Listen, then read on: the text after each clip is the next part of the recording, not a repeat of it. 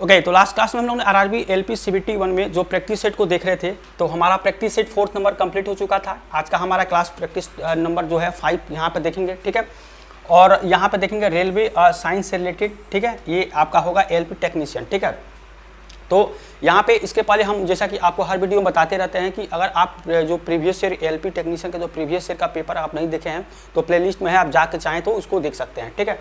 तो ये हमारा आज का क्लास जो है रेलवे साइंस रिलेटेड पे होगा। तो आप देखिए यहाँ पे क्वेश्चन हमारा जो फर्स्ट क्वेश्चन क्या है कि किसी तने हुए रबड़ बैंड में किस प्रकार की ऊर्जा होती है, ठीक है। ये आपका फर्स्ट क्वेश्चन है कि किसी तने हुए रबड़ बैंड में किस प्रकार की ऊर्जा होती है। तो चाहे रबड़ बैंड हो, ठीक है, या तने हुए धनुष हो, ठीक है, या घड़ी की चाबी हो, इस तरह के जो भी आपकी उसमें ऊर्जा संचित होती है वो आपकी किस तरह की होती है, स्थितिज ऊर्जा, ठीक है। स्थितिज ऊर्जा होती है। स्थितिज ऊर्जा का जो फॉर्मूला होता है क्या होता है, mgh के बराबर होता है, ठीक है। स्थितिज ऊर्जा क्या होता है, mgh, ठीक है। और यहाँ पर देखेंगे गतिज ऊर्जा है, तो गतिज ऊर्जा का फार्मूला आपको पता है। गतिज ऊर्जा का फार्मूला क्या होता है, इसको होता है हाफ mv², ठीक है, हाफ mv²। और एक चीज़ और है जो इसके पहले हम देखे थे पिछले क्लास में, मैकेनिकल एनर्जी, ठीक है। मैकेनिकल एनर्जी इसको बोलते हैं यांत्रिक ऊर्जा। ये आपका क्या होता है, ये आपका होता है यहाँ पे स्थितिज ऊर्जा, पोटेंशियल एनर्जी और प्लस काइनेटिक एनर्जी का क्या होता है, एडिशन होता है, ठीक है। ये इसके बराबर होता है, पोटेंशियल एनर्जी और काइनेटिक एनर्जी के इक्वल आपका क्या होगा, मैकेनिकल एनर्जी, यांत्रिक ऊर्जा होता है, ठीक है। तो इस तरह से आप यहाँ पे दे सकते हैं, ये आपका क्या होता है, पोटेंशियल एनर्जी इसको बोलते हैं mgh, और ये आपका काइनेटिक एनर्जी हाफ mv²। तो इसका जो आंसर हो जाएगा ऑप्शन नंबर सी, स्थितिज ऊर्जा हो जाएगा, ठीक है। अगला क्वेश्चन देखिए, नेक्स्ट क्वेश्चन आपको यहाँ पूछा गया है कि एम्फीबियन पौधों को निम्नलिखित में से किस समूह में रखा गया है, ठीक है। तो एम्फीबियन पौधों को निम्नलिखित में से किस समूह में रखा गया, तो टेरिडोफाइटा है, ब्रायोफाइटा, थैलोफाइटा, जिम्नोस्पर्म, ठीक है। तो आंसर क्या हो जाएगा इसका, ब्रायोफाइटा हो जाएगा, ठीक है। कि यहाँ पे एम्फीबियन पौधों को ये आपको ब्रायोफाइटा समूह में रखा गया है, ठीक है। ऑप्शन नंबर 20 का आंसर होगा। और एक होता है ब्रायोफाइटा जो समूह होता है, सॉरी यहाँ पे क्या होगा, ब्रायोफाइटा जो समूह होता है, यहाँ पे होता है ब्रायोफाइटा जो समूह होगा, ये आपका क्या होता है, ब्रायोफाइटा समूह जो होता है ये वनस्पति, यहाँ पे वनस्पति जगत जो होता है आपका, वनस्पति जगत का यहाँ पे क्या कहते हैं, इसको एम्फीबिया वर्ग कहते हैं, ठीक है। एम्फीबिया यहाँ पे वर्ग इसको कहते हैं, एम्फीबिया वर्ग, ठीक है, इसको कहते हैं, ठीक है। तो आंसर क्या हो जाएगा यहाँ पे, ये हो जाएगा ऑप्शन नंबर 20 का ब्रायोफाइटा। अगला क्वेश्चन देखिए, नेक्स्ट क्वेश्चन आपको यहाँ पूछा गया है कि यदि किसी वस्तु द्वारा तय की गई जो दूरी है क्या होता है आपका, शून्य है, ठीक है। तो वस्तु का विस्थापन कितना होगा, ठीक है। तो अगर तय की गई दूरी शून्य है तो विस्थापन भी क्या होगा आपका, शून्य होगा, ठीक है। ये आपका आंसर होगा शून्य, ठीक है। और यहाँ पे विस्थापन क्या होता है, विस्थापन क्या होता है, विस्थापन ये आपका होता है किसी वस्तु का अंतिम तथा प्रारंभिक जो आपकी स्थिति होगी उसके बीच की जो न्यूनतम जो आपकी दूरी होगी वो आपका क्या कहलाती है, विस्थापन, डिस्प्लेसमेंट कहलाती है, ठीक है। तो ये आपका डिस्प्लेसमेंट हो जाएगा। और डिस्प्लेसमेंट एक क्या होता है, ये एक सदिश राशि होती है, ठीक है, सदिश राशि होती है, ठीक है। इसको भी याद रखेंगे, ये एक सदिश राशि होती है, ठीक है। इसके बाद देखिए अगला क्वेश्चन ऑप्शन नंबर 20 का आंसर हो जाएगा। अगला क्वेश्चन देखिए, इनमें से किसे न तो बनाया जा सकता है न ही नष्ट किया जा सकता है, ठीक है। तो इसमें से शक्ति, वेग, यहाँ पे आपका गति है, ऊर्जा है। तो ऊर्जा होता है क्या होता है, इसको ना तो आप बना सकते हैं ना ही इसको जो है यहाँ पे नष्ट किया जा सकता है। इसको क्या किया जा सकता है, एक रूप से दूसरे रूप में, एक रूप से दूसरे रूप में चेंज किया जा सकता है, ठीक है। दूसरे रूप में चेंज किया जा सकता है, ठीक है, एनर्जी को, ठीक है। और यहाँ पे आपका ऊर्जा, यहाँ पे क्या होता है, किसी वस्तु की कार्य करने की जो क्षमता होती है, ठीक है, उसका क्या कहलाता है, ऊर्जा कहलाता है, ठीक है। और ऊर्जा एक क्या होता है, ये आपका एक अदिश राशि होती है, ठीक है। ऊर्जा का जैसे मान लीजिए यहाँ पे ये क्या होता है आपका अदिश राशि, ठीक है।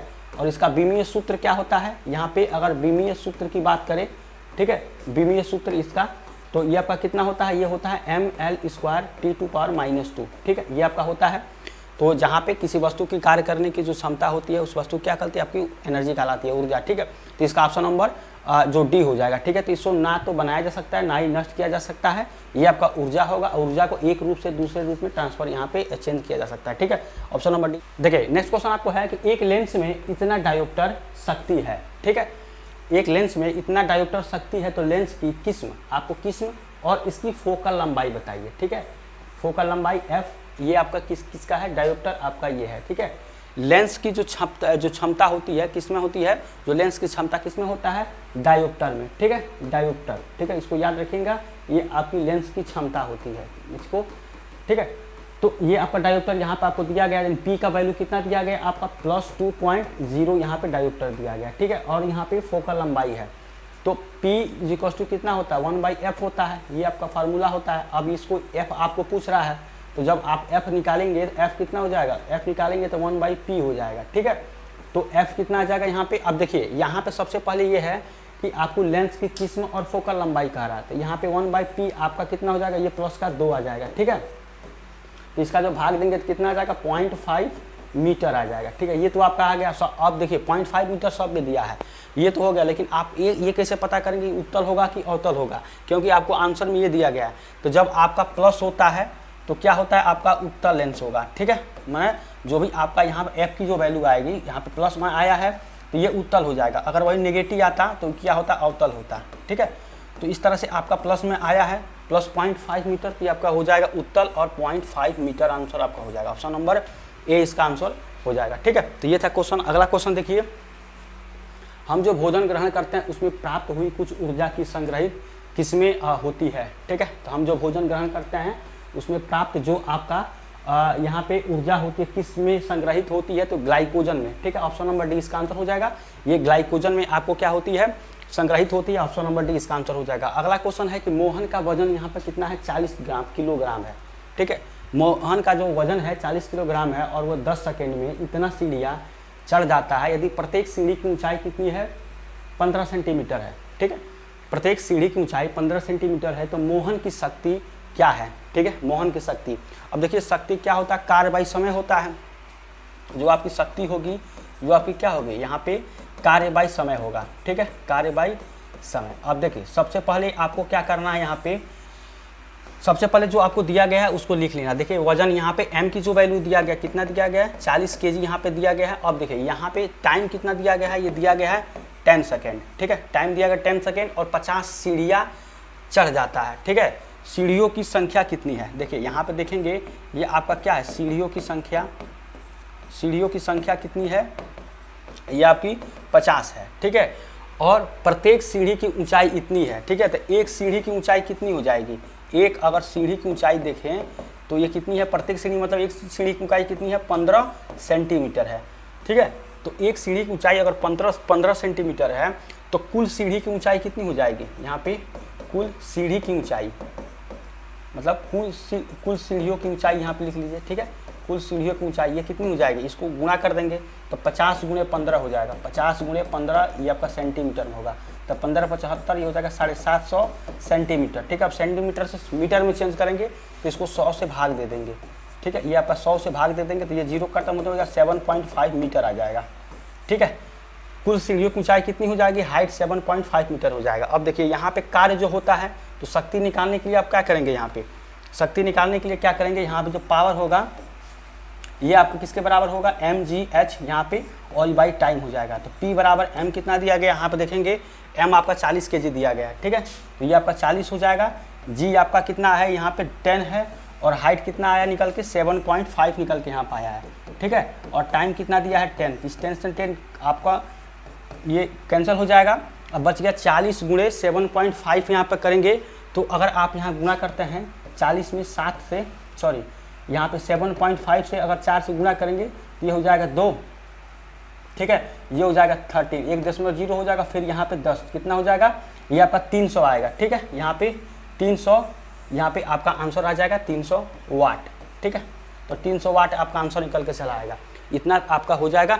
तो वही आपको पूछ रहा था कि शक्ति कितनी है, मोहन की शक्ति क्या है, तो 300 वाट हो जाएगा। ऑप्शन नंबर देखेंगे, ऑप्शन नंबर ए इसका आंसर है 300 वाट, ठीक है। तो इस तरह से आपको जो है क्वेश्चन को सॉल्व करना है, ठीक है। एक बार और देख लीजिए, यहाँ पे आपको m का वैल्यू दिया गया है, टाइम दिया गया है, सीढ़ियों की संख्या आपको दिया गया है, 50 सीढ़ियाँ चढ़ जाता है, और एक सीढ़ी का यहाँ पे प्रत्येक सीढ़ी 15 सेंटीमीटर का हो तो मोहन की शक्ति क्या होगी, तो कुल सीढ़ियों की ऊंचाई यहाँ पे निकाल लेंगे, ठीक है।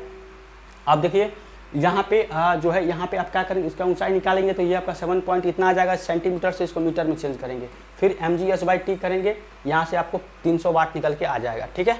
तो ये आपका क्वेश्चन था। अगला क्वेश्चन देखिए, अगला क्वेश्चन देखिए, नेक्स्ट क्वेश्चन है यहाँ पे आपको कि कारों के ब्रेकिंग पैड के गुण का, कारों के ब्रेकिंग पैड में इनमें से किस गुण का उपयोग किया जाता है, ठीक है। इनमें से किस गुण का उपयोग किया जाता है, ये आपका है, ठीक है।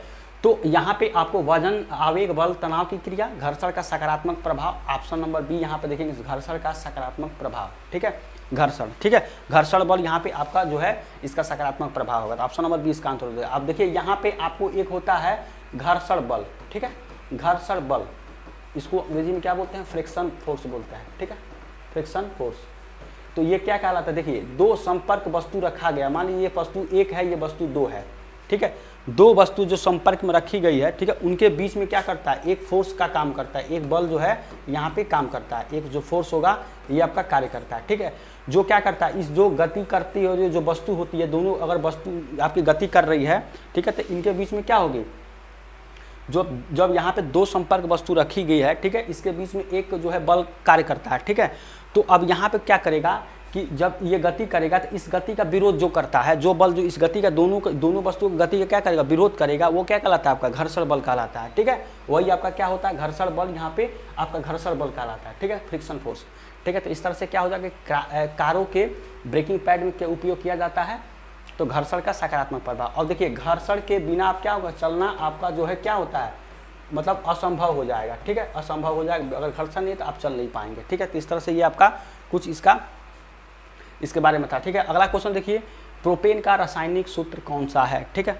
तो यहाँ पे हम कल आपको बताए थे एल्केन, एल्कीन, एल्काइन के बारे में, ठीक है। तो प्रोपेन बोल रहा है, ठीक है, एन ग्रुप है यानी कि एल्केन, ठीक है, ये आपका होता है एल्केन, एक होता है एल्कीन, ठीक है, एल्कीन, एक होता है एल्काइन, ठीक है, एल्काइन, इसका फार्मूला क्या होता है, CnH2n+2, ठीक है, ये होता है CnH2n+2, ये होता है CnH2n, और ये क्या होता है CnH2n-2, ये आपका यहाँ पे होता है, ठीक है। अब देखिए एन ग्रुप बोला है प्रोपेन, तो प्रोपेन के लिए क्या रखते हैं, कार्बन, अगर यहाँ पे जो एन की वैल्यू होती है आपने 3 रखेंगे, ठीक है, एन बराबर क्या रखेंगे, 3 रखेंगे, तो एन एल्केन ग्रुप का है, ये है आपका, तो CnH2n+2 ये आपका रखेंगे, तो यहाँ पे n बराबर क्या रख देंगे, 3 रखेंगे, तो C3H2 × 3 प्लस का 2 करेंगे, तो C3 यहाँ पे ये हो जाएगा 6 + 8 C3H8, ठीक है, C3H8 ये आपका प्रोपेन का फार्मूला, यहाँ पे सूत्र हो जाएगा, फार्मूला C3H8, ठीक है। ये आपका क्या होता है, ये आपका मेथेन होता है, ठीक है, मेथेन होता है, ये आपका ब्यूटेन का जो आपका ब्यूटेन का फार्मूला होता है, ठीक है, ये आपका क्या होता है, ये ब्यूटेन का फार्मूला होता है। यहाँ पे देखेंगे C2H6 क्या हो जाएगा, C2H6 सी डबल बॉन्ड, ये आपका 6 हाइड्रोजन यहाँ पे हो जाएगा, ठीक है, और यहाँ पे आपका कार्बन का 4 यहाँ पर पूरा हो जाएगा, तो C2H6 इसका हो जाएगा, ठीक है। इसी तरह से आपका जैसे मान लीजिए ये आपका ब्यूटेन था, अब पेंटेन करना है, तो पेंटेन के लिए क्या करेंगे, अगर मान लीजिए अगर आपको पेंटेन बोल रहा है यहाँ पे, तो क्या करेंगे, C5 रखेंगे, और H कितना हो जाएगा, ये आपका 12 हो जाएगा, ठीक है, H12 हो जाएगा, क्योंकि अगर मान लीजिए यहाँ पे अगर 5 रखेंगे तो 10 2 12 हो जाएगा, ये आपका 5 हो जाएगा। ऐसे अगर हेप्टेन लेना है, अगर हेप्टेन, ठीक है, तो हेप्टेन के लिए क्या करेंगे, कार्बन 7 ले लेंगे यहाँ पे, और H कितना हो जाएगा, यहाँ हो जाएगा 7 दूना 14, तो कितना हो जाएगा 16, C7H16 ये आपका यहाँ पे हेप्टेन के, जैसे ऑक्टेन हो जाएगा, नॉनेन हो जाएगा, डेकेन हो जाएगा, ठीक है। तो इसी तरह से आपको जो है यहाँ पे मान लीजिए प्रोपेन का पूछा है, हो सकता है आपके एग्जाम में क्या हो जाए, किसी और भी यहाँ पे आपका फार्मूला पूछ सकता है, ठीक है। तो इसको इस तरह से आप इसको जो आपका कॉन्सेप्ट है इस तरह से जानने की कोशिश करेंगे। अगला क्वेश्चन देखिए, अगला क्वेश्चन, निम्न में से कौन सी संकेतन का उपयोग अम्लीय और उदासीन विलयनों के बीच फर्क के लिए नहीं किया जा सकता है, ठीक है। तो किसका जो है विलयनों का यहाँ के बीच फर्क करने के लिए नहीं किया जा सकता है, तो इओसिन है, यूनिवर्सल है, इंडिकेटर, फिनोप्थेलिन है, मिथाइल ऑरेंज है। इस आंसर क्या हो जाएगा, ऑप्शन नंबर सी जो यहाँ पे है फिनोप्थेलिन, इसका जो उपयोग है इसको फर्क करने के लिए नहीं किया जा सकता है, ठीक है, अम्लीय और उदासीन विलयनों के बीच, ठीक है। तो इसका ऑप्शन नंबर सी हो जाएगा, ठीक है। अब देखिए यहाँ पे पीएच का, जैसे ये पीएच से रिलेटेड आपका यहाँ पे क्वेश्चन था, पीएच में देखिए एक चीज़ होता है, अगर पीएच जो है 7 के बराबर है, ठीक है, अगर पीएच आपका 7 के बराबर है तो ये विलयन क्या होता है, उदासीन हो जाएगा, ठीक है, उदासीन ये होता है, ठीक है। अगर 7 से, अगर मान लीजिए 7 से ज़्यादा है तो ये क्या हो जाएगा, आपका अम्लीय हो जाएगा, ठीक है, ये आपका अम्लीय हो जाएगा। अगर 7 से क्या हो जाएगा, पीएच अगर ज़्यादा हो जाए, यहाँ पे पीएच जो है 7 से ज़्यादा हो जाएगा, ये आपका क्षारीय हो जाएगा, मतलब बेस हो जाएगा, ठीक है, ये आपका क्या हो जाएगा, यहाँ पे क्षारीय हो जाता है, ठीक है, ये क्षारीय हो जाता है, ये आपका 7 से कम, ये आपका 7 बराबर है तो उदासीन हो जाएगा, ठीक है। तो इसका आंसर जो आपका इस तरह से था कि फिनोप्थेलिन जो है इसका आंसर हो जाएगा। इसके बारे में थोड़ा सा ये भी था पीएच के बारे में, ठीक है। इसी तरह देखिए अगला क्वेश्चन कि निम्न में से किस धातु को चाकू द्वारा आसानी से काटा नहीं जा सकता है। देखिए यहाँ पे क्वेश्चन को ध्यान से आपको देखना है, एग्जाम में बहुत सारे लोग कंफ्यूजन होंगे, चाकू से काटा जा सकता है, तो ये बहुत फेमस क्वेश्चन है कि किस धातु को यहाँ पे चाकू से आसानी से काटा जा सकता है। सोडियम होता है, ठीक है। सोडियम के साथ आपका लिथियम भी होता है, आपका ये पोटेशियम भी होता है, ठीक है। और ये तीनों आपके होते हैं, ये तीनों आपको चाकू की धातु से आपको काटा जा सकता है। लेकिन यहाँ पे अगर आप एल्युमिनियम को देखें तो एल्युमिनियम क्या होता है, इसको ये आपकी कठोर धातु होती है, ये क्या होती है, कठोर धातु होती है, ठीक है। इसको आप चाकू से आसानी से नहीं काट सकते। इसका जो एटॉमिक नंबर होता है ये कितना होता है आपका, ये आपका 13 होता है। एटॉमिक मास कितना हो जाएगा, 26 हो जाएगा, ठीक है। एटॉमिक वेट जो होगा 26 हो जाएगा, ठीक है।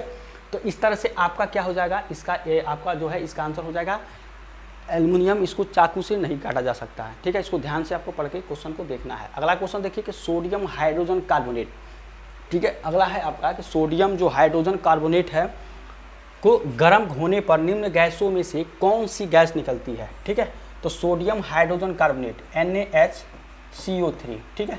जब इसको आप हीट करेंगे, इसको हीट करेंगे तो आपका क्या बनेगा, यहाँ पे अगर आप उसको हीट करें तो आपको बनेगा Na2CO3, ठीक है, सोडियम कार्बोनेट प्लस यहाँ बनेगा वाटर, ठीक है, और प्लस क्या बनेगा CO2 बनेगा यहाँ पे। ये आपका गैस के फॉर्म में बनता है CO2, ठीक है। तो यही आपको पूछ रहा था कि सोडियम हाइड्रोजन कार्बोनेट को यहाँ पे अगर आप हीट करते हैं तो कौन से गैस बनती है, तो CO2 गैस बनेगा। कार्बन डाइऑक्साइड यहाँ पे आपका बनता है CO2 ये आपका बनता है। ये हाइड्रोजन, ये ऑक्सीजन है, ये आपको कार्बन मोनोऑक्साइड है, ठीक है। तो इस तरह से क्या हो जाएगा, ये आपका यहाँ पे क्वेश्चन कार्बन डाइऑक्साइड यहाँ पे आपका बनेगा, ठीक है। इसके बाद नेक्स्ट क्वेश्चन देखिए कि वृषणों में कौन सा हार्मोन स्रावित होता है, ठीक है। तो यहाँ पे वृषणों में कौन सी आपकी जो हार्मोन स्रावित होती है, तो क्या होती है, टेस्टोस्टेरोन यहाँ पे स्रावित होती है, ठीक है। इसका आंसर हो जाएगा ऑप्शन नंबर डी, टेस्टोस्टेरोन, ये आपकी स्रावित होती है। इसको यहाँ पे आप याद रखेंगे, ऑप्शन नंबर डी। अगला देखिए कि यदि किसी वस्तु को अवतल दर्पण के वक्रता केंद्र पर रखा जाता है तो इसका प्रतिबिंब ऐसा बनेगा, ठीक है। तो यहाँ पे जो इसका प्रतिबिंब होता है ऑप्शन नंबर सी, यहाँ पे अगर आप देखिए वास्तविक और समान आकार का, ठीक है, वास्तविक और समान आकार का बनता है, ठीक है। तो इस तरह क्वेश्चन जो है हम लाइट चैप्टर में अच्छे से ज़्यादातर वहाँ पे देखेंगे, तो आप पूरा जब देखेंगे चैप्टर तो आप इस तरह क्वेश्चन बहुत सारे देखने को मिल जाएगा, ठीक है, कॉन्सेप्ट के साथ। तो इसका आंसर क्या हो जाएगा, वास्तविक और समान आकार का, ठीक है। अगला क्वेश्चन देखिए, उभयधर्मी प्रकृति का होता है, ठीक है। Calcium oxide, sulphur dioxide, NO2 हो जाएगा, डाई नाइट्रोजन ऑक्साइड यहाँ पे, और ये आपका जिंक ऑक्साइड है, ठीक है। तो ये आप क्या हो जाएगा, जिंक ऑक्साइड जो है ये आपका क्या होता है, एक उभयधर्मी प्रकृति की ये आपका होता है। ऑप्शन नंबर इसका जो है डी आंसर हो जाएगा, ठीक है। यहाँ पे देखिए अगला है आपका कि गतिशील वस्तु की गतिज ऊर्जा किस पर निर्भर करती है, ठीक है। गतिशील जो वस्तु की गतिज ऊर्जा किस पर निर्भर करती है, तो सबसे पहले जो गतिज ऊर्जा होती है, ठीक है, काइनेटिक एनर्जी, ये आपका किसके बराबर होता है, 12 mv², ठीक है। ये काइनेटिक एनर्जी बहुत बार हम लोग वर्क पावर एनर्जी चैप्टर में देखे थे वहाँ पे। तो ये मास और यहाँ पे द्रव्यमान और वेग, ठीक है, द्रव्यमान और वेग, ये आपका मास एंड वेलोसिटी पर क्या करती है, काइनेटिक एनर्जी जो होती है ये डिपेंड करती है मास एंड वेलोसिटी पर। ऑप्शन नंबर सी इसका आंसर हो जाएगा। अगला देखिए, बढ़ते भ्रूण के धारण और पोषण के लिए हर महीने मादा प्रजनन प्रणाली को कौन सा हिस्सा अपने आप को तैयार करती है, ठीक है। तो ये आपका कौन सा हिस्सा यहाँ पर तैयार करती है, ये आपका क्या हो जाएगा, ये गर्भाशय, ठीक है। यूट्रस यहाँ पर होता है, गर्भाशय ये आपका क्या करती है, यहाँ पे जो इसका जो तैयार करता है, ठीक है। ऑप्शन नंबर डी इसका आंसर हो जाएगा। अगला है कि निम्नलिखित कथन को सर्वाधिक उपयुक्त विकल्प के साथ पूर्ण करें और एक बीमारी का हमेशा, देखिए यहाँ पे आपको पूर्ण करना है, क्वेश्चन आपका यहाँ से है, ठीक है, कि एक बीमारी का हमेशा एक ही क्या होता है, कारण होता है। ऑप्शन नंबर डी यहाँ पर हो जाएगा, एक बीमारी का हमेशा एक ही कारण होता है, ठीक है। तो इसका ऑप्शन नंबर डी, यही आपको भरना था इसमें से, यहाँ पे उपयुक्त आप विकल्प को पूर्ण करना था, तो ये आपका ऑप्शन नंबर डी हो जाएगा कारण, ठीक है। देखिए नेक्स्ट क्वेश्चन आपको यहाँ पूछा गया है कि आधुनिक आवर्त सारणी में तत्वों की व्यवस्था किस प्रकार की गई है, ठीक है। तो आधुनिक आवर्त सारणी में जो तत्वों की व्यवस्था की गई है वो उनकी परमाणु संख्या के बढ़ते क्रम में, ठीक है। तो आंसर ये आपका ऑप्शन नंबर ए जो है दिया गया है, उसके परमाणु संख्या के बढ़ते हुए क्रम में आपका जो है यहाँ पे तत्वों की व्यवस्था जो है किया गया है, ठीक है। और इसमें कितने होते हैं, 18 वर्ग है, आधुनिक आवर्त सारणी में 18 वर्ग, और आपके क्या है 7 आवर्त हैं, ठीक है, 7 आवर्त, 18 वर्ग और 7 आवर्त होते हैं, ठीक है, आधुनिक आवर्त सारणी में। इसको यहाँ पे याद रखेंगे, ऑप्शन नंबर ए। अगर देखिए नेक्स्ट क्वेश्चन आपको यहाँ दिया गया है कि किसी ऐसे तार के प्रतिरोध क्या होगा, ठीक है। प्रतिरोध आपको पूछ रहा है कि किसी ऐसे तार का प्रतिरोध क्या होगा, और देखिए यहाँ पे क्या दिया गया है, ये आपका जो दिया गया है कि जिसमें इतना संभावित अंतर, देखिए यहाँ पे ये 20 नहीं होगा, ये आपका 2 वोल्ट यहाँ पे विभवांतर अंतर लागू किया जाता है, ठीक है, 2 वोल्ट होगा। और यहाँ पे तार के माध्यम से जो करंट होगा, आई की जो वैल्यू होगी प्रभावित कितना, 1 एम्पियर, ठीक है, जो यहाँ पे 1 एम्पियर है करंट, ठीक है, जो धारा का मात्रा क्या होता है यहाँ पे एम्पियर होता है, तो जो आई का वैल्यू है ये कितना दिया गया, 1 एम्पियर दिया गया, ठीक है, ये आपका 1 एम्पियर है। और यहाँ पे आपको आर पूछ रहा है, आर क्या होगा, और वी का जो वैल्यू दिया गया है 2 वोल्ट यहाँ पे दिया गया, ठीक है। तो इस हिसाब से आप क्या करेंगे, V = I × R, जो ओम का नियम होता है इससे निकालेंगे, तो R = कितना हो जाएगा, 2/1, यानी कि 2 ओम यहाँ पे हो जाएगा, ठीक है। तो प्रतिरोध का यहाँ मात्रा क्या होता है, ओम होता है, ठीक है, इसको भी याद रखेंगे। तो ऑप्शन नंबर इसका कितना हो जाएगा, ऑप्शन नंबर 20 का आंसर हो जाएगा 2 ओम, ठीक है। तो ये था क्वेश्चन। अगला क्वेश्चन देखिए, अगला क्वेश्चन है कि आधुनिक आवर्त सारणी की तीसरी अवधि व यहाँ पे 8वें समूह में रखी गई नोबेल गैस का नाम बताइए, ठीक है। तो तीसरी अवधि और 8वें समूह में रखी गई यहाँ पे जो आपके नोबेल गैस का नाम बताना है, तो ये क्या हो जाएगी, आपको आर्गन हो जाएगा, ठीक है, आर्गन, ठीक है। यहाँ पे आर्गन का जो सिंबल होता है AR से इसको रिप्रेजेंट करते हैं। एटॉमिक नंबर इसका कितना होता है, ये होता है 18, ठीक है। एटॉमिक वेट कितना होता है, ये आपका हो जाएगा 39.948, ये आपका हो जाएगा एटॉमिक वेट, ठीक है। और 0 ग्रुप के जो जितने भी आपके एलिमेंट होते हैं ये आपका आर्गन होता है, ठीक है। तो इस तरह से इसका आंसर क्या हो जाएगा, ऑप्शन नंबर सी यहाँ पे आंसर हो जाएगा, ठीक है। तो ये था हमारा आज का क्लास। अगर आपको आज का क्लास अच्छा लगा, चैनल को सब्सक्राइब, लाइक, शेयर करिए, ठीक है। और इसका जो नेक्स्ट पार्ट होगा हम नेक्स्ट क्लास में देखेंगे। अगर कोई भी क्यूरी है तो आप कमेंट करके पूछ सकते हैं, या सजेशन देना है तो कमेंट करके दे सकते हैं, ठीक है। तो मिलते हैं नेक्स्ट क्लास में, तब तक थैंक यू सो मच।